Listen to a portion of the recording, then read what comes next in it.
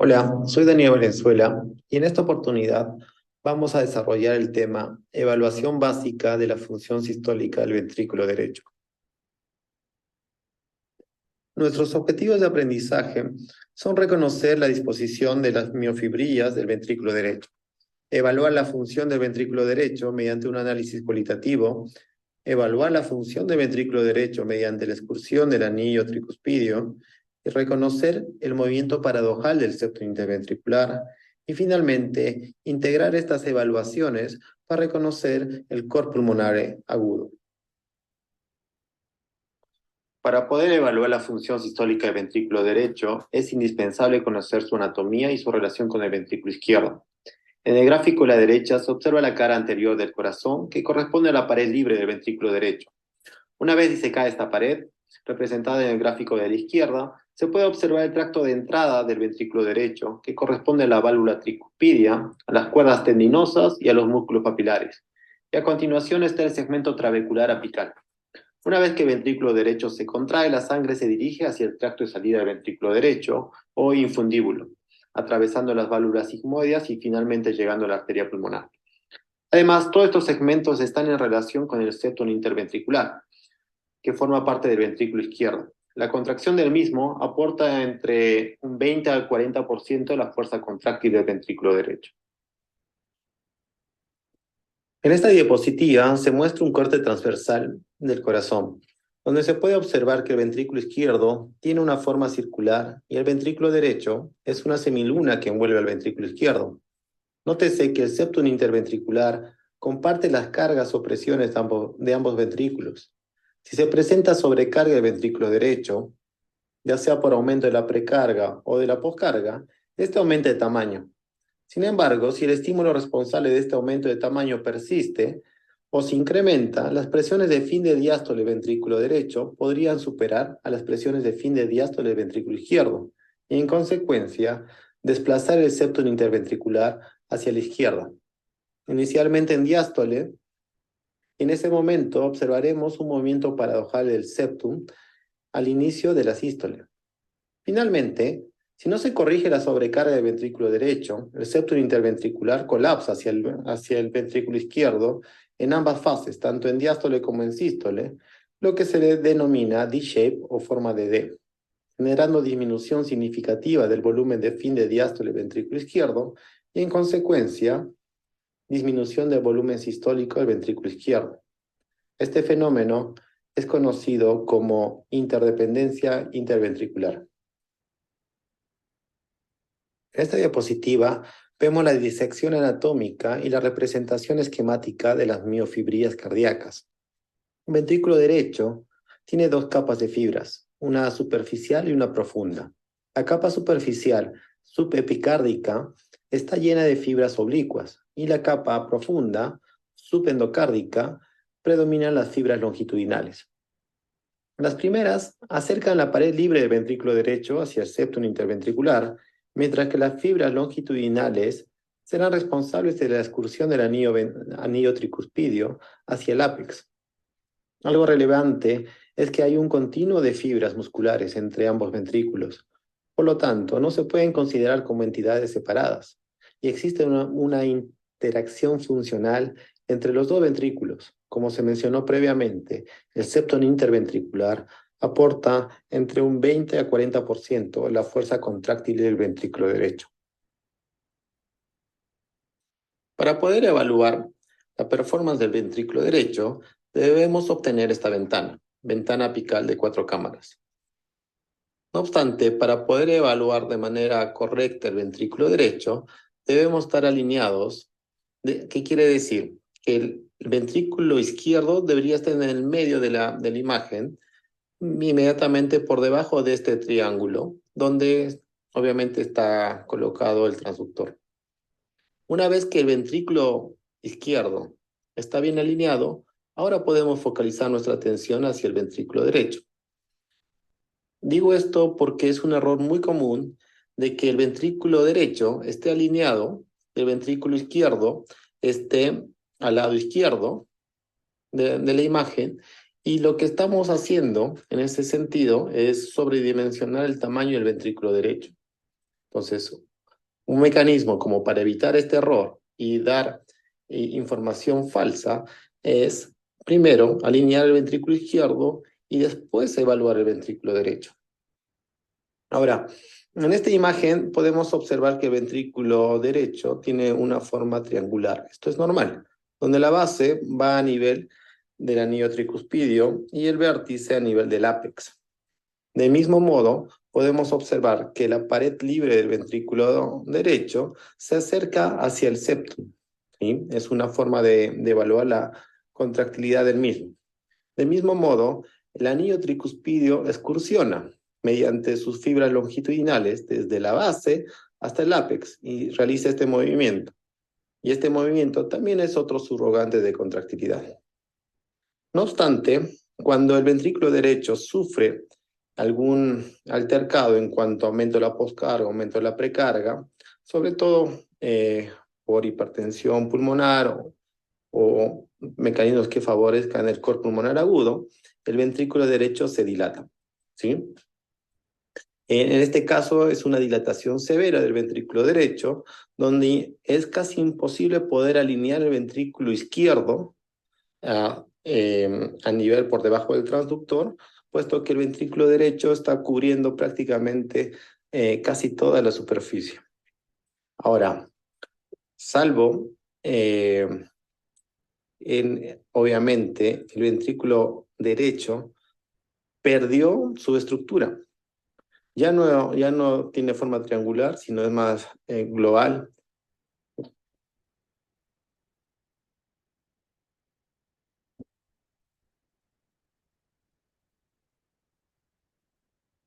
Otra manera para evaluar el ventrículo derecho, pero esta vez con una angiotomografía de tórax, es de la siguiente manera.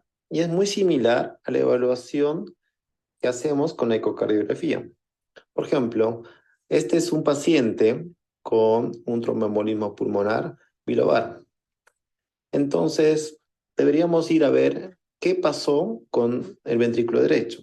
Afortunadamente, este paciente está hemodinámicamente estable y se pudo pesquisar este tromboembolismo pulmonar, pero importante, de gran magnitud. Pero no obstante, este paciente se comporta como un paciente con un tromboembolismo relativamente pequeño porque no hay un compromiso marcado tanto de las cavidades derechas.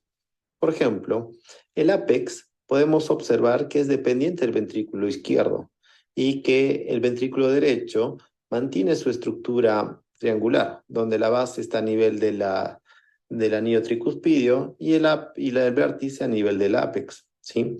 Además, el anillo tricuspidio no está más dilatado, no está más grande que la base del ventrículo izquierdo. Y dentro de todo, el área de fin de diástole probablemente esté por debajo del 60% respecto al área de fin de diástole del ventrículo izquierdo. Por en cuanto tenemos un paciente sin dilatación aparente del ventrículo derecho.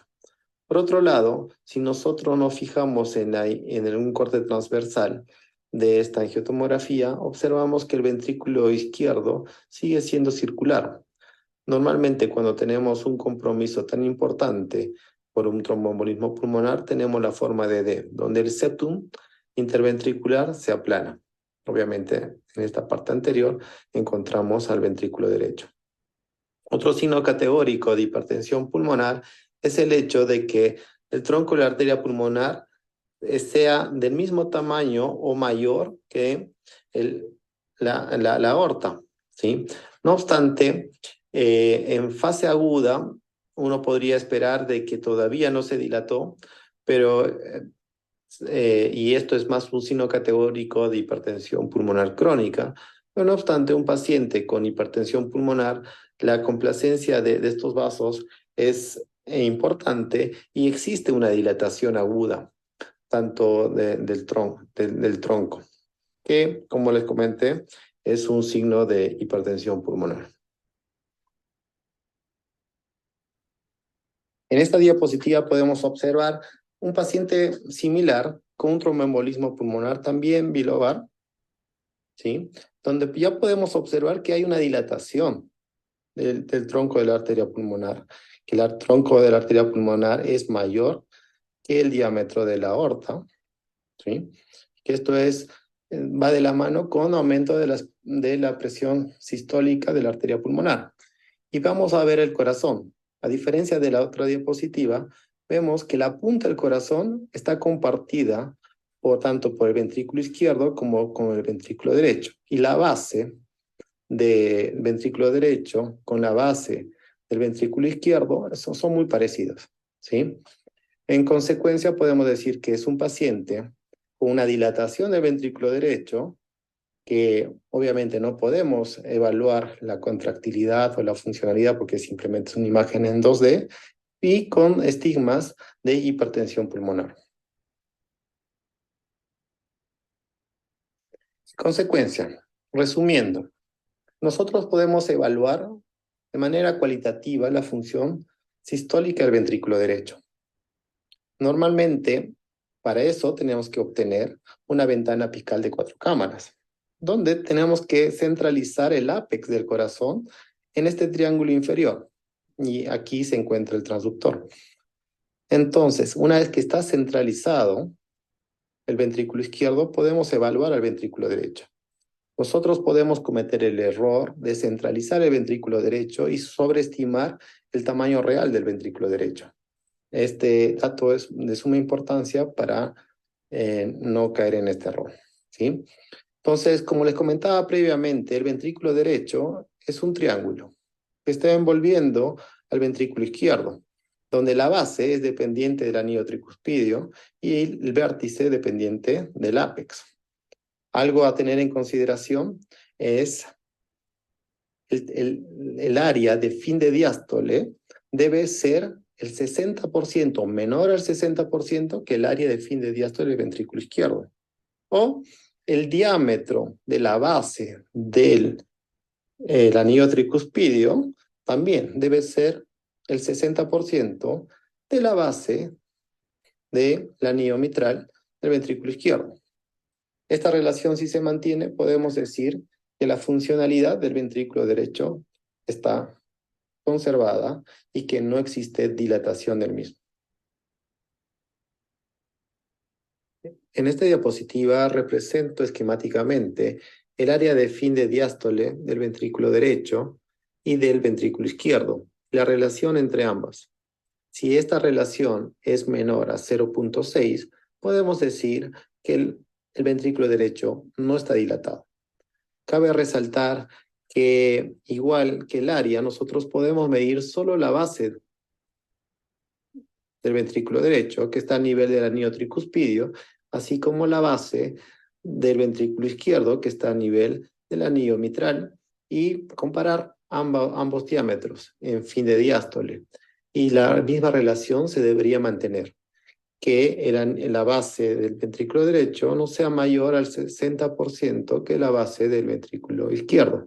De esta manera podríamos decir si el ventrículo derecho está dilatado. Mientras que en esta diapositiva se muestra una dilatación importante del ventrículo derecho. Esta relación entre el área de fin de diástole del ventrículo derecho y el izquierdo supera el 60%.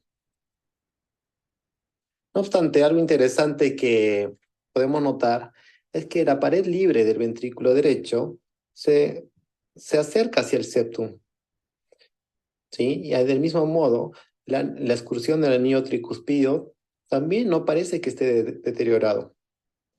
Entonces, de alguna manera, podemos pensar que hay una disfunción del ventrículo derecho por la dilatación del mismo, pero no obstante, los otros surrogantes de contractilidad parece que aún están conservados. Obviamente, si hay mayor repercusión o la causa por la cual el ventrículo derecho se dilató persiste, probablemente alguno de los otros factores de contractilidad van a deteriorarse y probablemente el gasto cardíaco también. En este paciente, por ejemplo, el gasto cardíaco se mantenía normal. Mientras que en esta diapositiva mostramos una dilatación severa del ventrículo derecho, ¿sí? Esta dilatación hace que la relación entre el ventrículo derecho y el ventrículo izquierdo sea mayor a 1. Ya per se, una dilatación severa cumple con el criterio de cor pulmonar agudo. Nótese algo que es de suma importancia para entender el mecanismo fisiopatológico de la disfunción del mismo. El hecho de que esté dilatado de manera importante hace que el septum se desplace hacia la izquierda. En consecuencia, el volumen de fin de diástole del ventrículo izquierdo va a estar muy reducido por una condición física que el septum está ocupando espacio. Y esto, asociado a que la contractilidad del ventrículo derecho está deteriorada, evaluándolo desde por la excursión del anillo tricuspidio o la contracción de la pared libre del ventrículo izquierdo, nos da una idea de que el volumen sistólico del ventrículo derecho está disminuido. En consecuencia, la precarga del ventrículo izquierdo también va a estar disminuido por ese mecanismo. Y esto asociado a que el ventrículo derecho no se puede llenar o el volumen de fin de diástole está prácticamente restringido por el septum interventricular. Con estos dos fenómenos vamos a tener un volumen sistólico del ventrículo izquierdo muy bajo y probablemente el paciente va a estar en shock. Algo a tener en consideración es que en la fase inicial, cuando ya las presiones de fin de diástole del ventrículo derecho van superando las presiones de fin de diástole del ventrículo izquierdo, hay un movimiento paradojal del septum. Este movimiento paradojal del septum lo pueden observar como ese bamboleo que existe del septum. Obviamente, este paciente no debe tener un bloqueo de rama derecha como causa de este movimiento anómalo. Es un paciente con un electrocardiograma normal o sin ningún bloqueo, como para poder descartar. Y esto va de la mano con que tiene una dilatación del ventrículo derecho y un contexto de un paciente con factores de riesgo como para desarrollar col pulmonar agudo. En esta diapositiva les quiero mostrar cómo se genera el septum paradojal. Esta diapositiva corresponde a un paciente con hipertensión pulmonar y con cor pulmonar agudo en ventilación espontánea.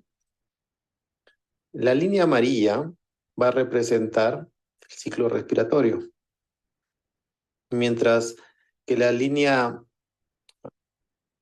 verde es el electrocardiograma.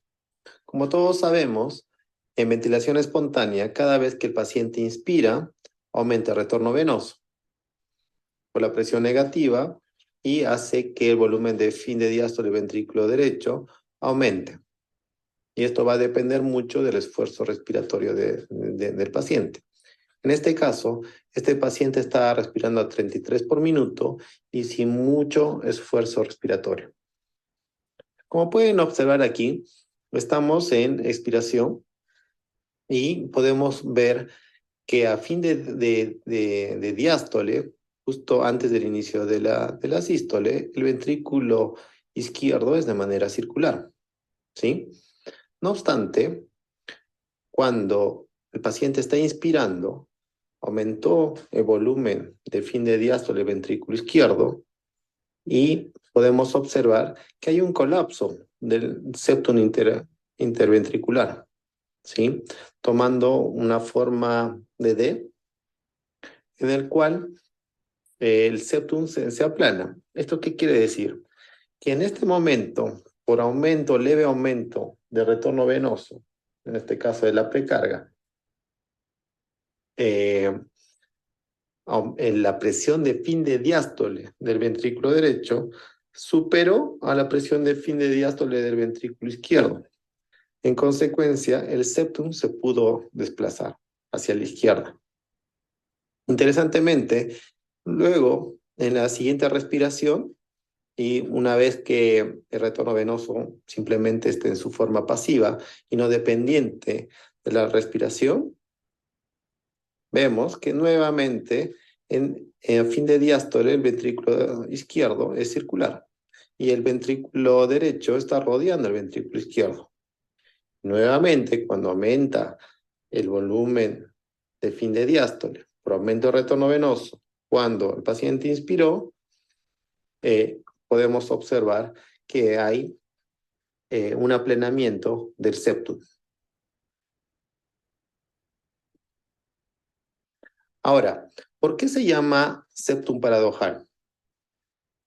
Tiene que ver porque cuando el volumen de fin de diástole aumentó a nivel del ventrículo derecho, en consecuencia las presiones de fin de diástole aumentaron, hicieron de que colapse o el septum se aplane, ¿verdad? Ahora, cuando comienza la sístole, como vemos en esta diapositiva, el septum regresa a su forma habitual, recuperando su estructura y recuperando la forma circular. Y posteriormente, ya todas las paredes se acercan hacia el centro. ¿Y por qué se llama septum paradojal? Porque al inicio de la sístole, lo esperado es que el septum se acerque hacia el centro de la cavidad.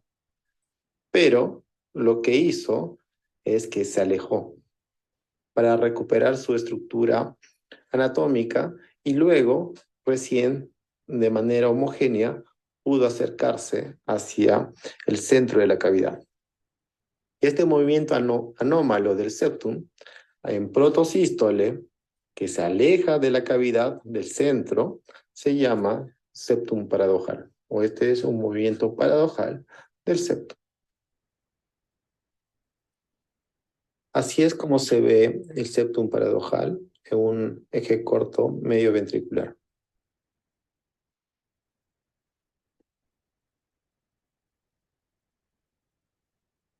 En esta diapositiva mostramos un corte transversal medio ventricular del ventrículo izquierdo, donde podemos observar una dilatación severa del ventrículo derecho y en consecuencia un aplaneamiento del septum interventricular.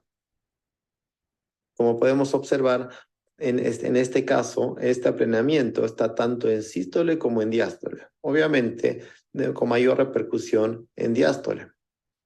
Pero nunca llega a recuperar su arquitectura normal, que vendría a ser circular. Por en tanto, toma la denominación de D-shape o en forma de D. Esta imagen es importante, puesto que nos permite interpretar el mecanismo fisiopatológico por el cual el volumen sistólico del ventrículo izquierdo está muy bajo y además por qué el ventrículo izquierdo está precarga dependiente. Puesto que el septum está aplanado, el volumen de fin de diástole del ventrículo izquierdo está disminuido por esta compresión extrínseca del septum.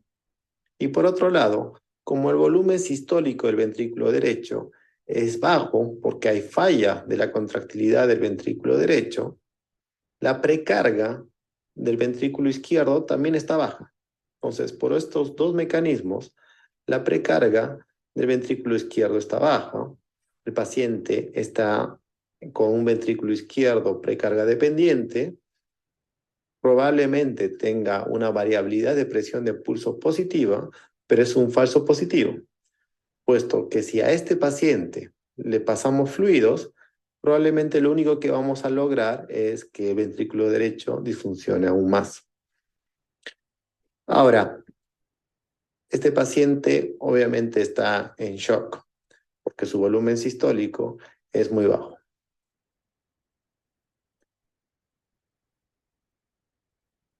En resumen, para poder diagnosticar cor pulmonar agudo, tenemos que tener una dilatación del ventrículo derecho, ¿sí? Que debe ser mayor al 60% que el ventrículo izquierdo.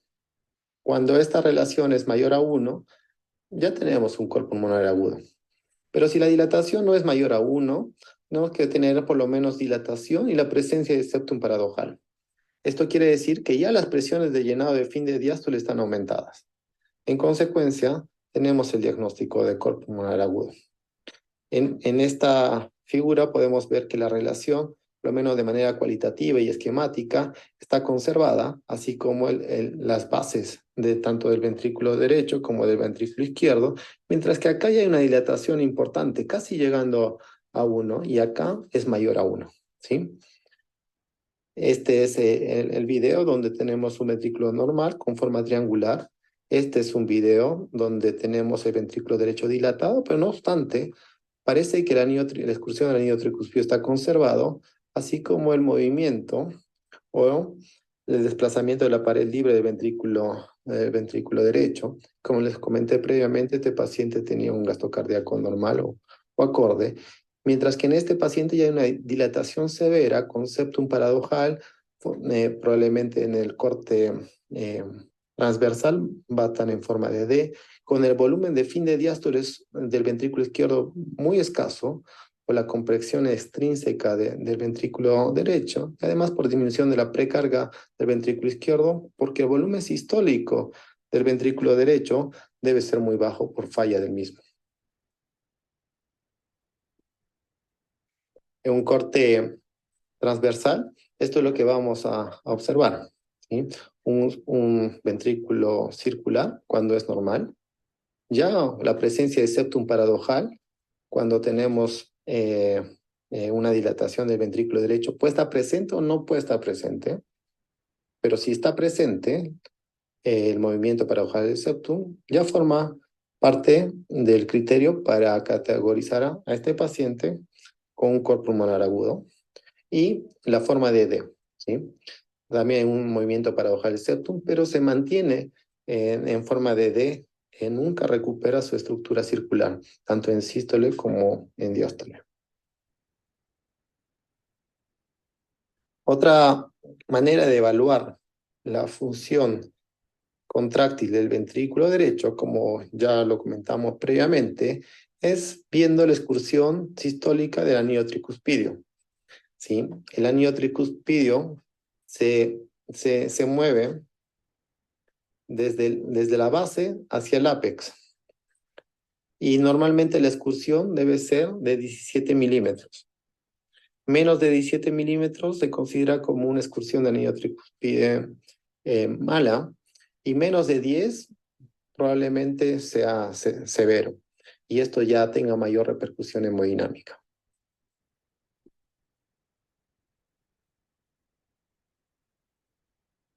Este es un ejemplo cómo podemos evaluar la excursión sistólica del anillo tricuspidio o TAPSE.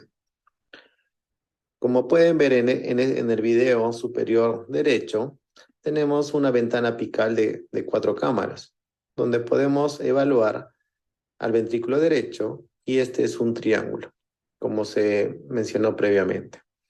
Acá, si focalizamos el ventrículo derecho, podemos tener mayor resolución y efectivamente podemos evaluar este triángulo. Lo que vamos a evaluar aquí es el desplazamiento del anillo tricuspidio. ¿Cuánto sube o cuánto se acerca hacia el ápex? Cabe recordar que esto está mediado por las fibras longitudinales. Ahora, ¿cómo hacemos esto? Nosotros debemos interrogar el ventrículo derecho de la siguiente manera. Hay un modo M donde la línea debe pasar por el ápex del ventrículo derecho de manera paralela hacia el anillo tricuspidio. Y posteriormente prendemos el modo M como para seguir en el tiempo. ¿Qué es lo que hace el modo M? El modo M va a interrogar esta línea y todas sus estructuras en un tiempo determinado. Y según va pasando el tiempo, todas estas estructuras se van moviendo. Entonces nos va a dar una idea de que cómo se mueve y cuánto se mueve todas estas estructuras.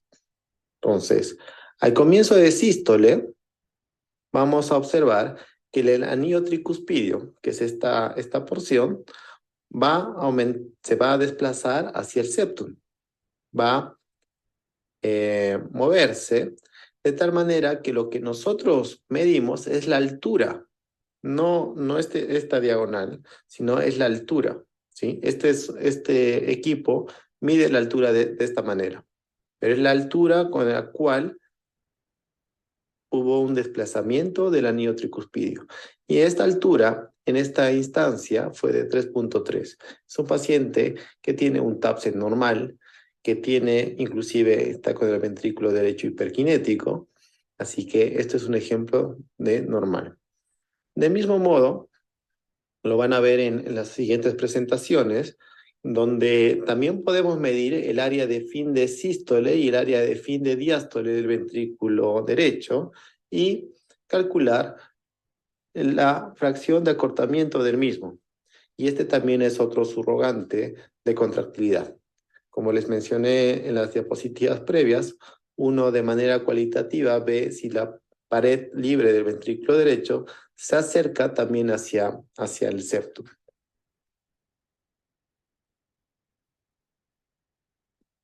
En este ejemplo podemos observar que la excursión del anillo tricuspidio es de 1.46, sabiendo que el valor normal es de 1.7 centímetros o 17 milímetros.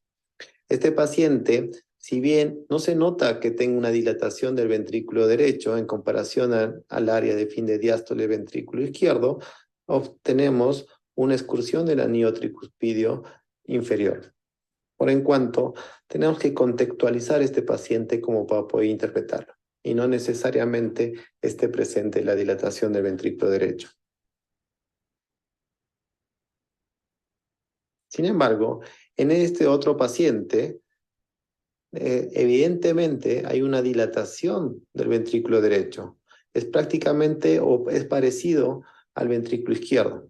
No obstante, no se evidencia un movimiento anómalo del septum, y cuando medimos la excursión del anillo tricuspidio, la altura en la cual se acercó el anillo tricuspidio hacia el ápex del ventrículo derecho, medimos que tiene 3.46 centímetros, prácticamente el doble de lo que uno puede considerar como normal.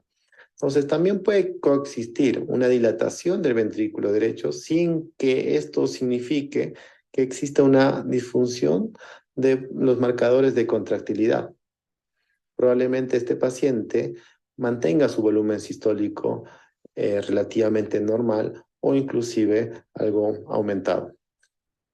Y esta dilatación del ventrículo derecho puede ser porque está bajo el efecto de la presión positiva, por ejemplo, sin algún otro factor que pueda condicionar a que tenga falla el ventrículo derecho. Mientras que en este caso podemos observar que evidentemente hay dilatación del ventrículo derecho, que hay un movimiento anómalo del septum, que es el septum paradojal. Y además aquí en el ápex del derecho podemos ver una contracción rítmica que se llama signo de Makone. Este signo de Makone es un signo característico cuando las presiones de llenado de fin de diástole del ventrículo derecho son altas y está presente cuando la postcarga es muy alta, por ejemplo en casos de tromboembolismo pulmonar. Asimismo, la excursión del anillo tricuspidio es baja, es de 1.25 centímetros o 12 milímetros. Como saben, valor normal es de 17. Probablemente este paciente es un paciente que tiene una repercusión hemodinámica importante. Este es otro ejemplo donde existe una dilatación severa del ventrículo derecho con un colapso de las cavidades izquierdas, tanto así que no pudimos alinearnos en esta imagen con el ventrículo izquierdo y prácticamente ocupa toda la imagen del ventrículo derecho. Pueden observar también que hay una precarga importante por una dilatación severa de la aurícula derecha y casi no existe dilatación o casi está colapsada la aurícula izquierda. Cabe recordar que uno de los mecanismos de daño o de hipoperfusión secundarias a la falla del ventrículo derecho es que la precarga del ventrículo izquierdo está disminuida porque el volumen sistólico del ventrículo derecho es muy bajo. En consecuencia, la aurícula del lado izquierdo puede estar colapsada o con muy poca precarga y asimismo el volumen de fin de diástole va a ser menor a nivel del ventrículo izquierdo. Y esto asociado al desplazamiento del septum y va aún más limitar el volumen de fin de diástole del ventrículo izquierdo. En consecuencia, el volumen sistólico. Además, como estamos viendo la excursión sistólica del anillo tricuspidio como un subrogante de contractilidad en este tipo de pacientes, también podemos observar que es de 12 milímetros y esto va acorde con todos los otros mecanismos expuestos previamente que va de la mano para describir que hay falla del ventrículo derecho y cor pulmonar severo, con una dilatación severa del ventrículo derecho y con mala contractilidad. Este paciente está en shock. Conclusiones. La ventana apical de 4 cámaras nos brinda mucha información para evaluar el ventrículo derecho. Conocer la disposición de las fibras miocárdicas nos ayuda a entender los marcadores básicos de la función sistólica del ventrículo derecho. La evaluación cualitativa del ventrículo derecho mediante ecocardiografía es una herramienta importante para el diagnóstico de cor pulmonar agudo. Y antes de realizar una evaluación ecocardiográfica, debemos entender los mecanismos fisiopatológicos de la enfermedad. Primero debemos tener una sospecha clínica y luego utilizar la ecocardiografía para encontrar la respuesta a la misma. Gracias por su atención.